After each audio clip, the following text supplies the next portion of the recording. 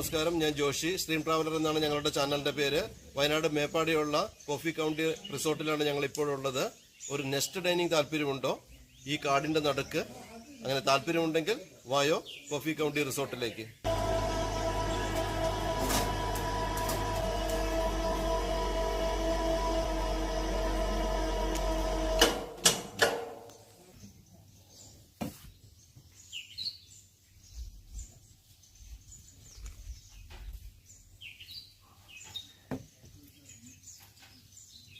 ഒരു പ്രത്യേക ആംബിയൻസ് ആണ് ഇതിലിരുന്നൊരു ഇത്തിരി ജ്യൂസൊക്കെ കഴിക്കുമ്പോൾ.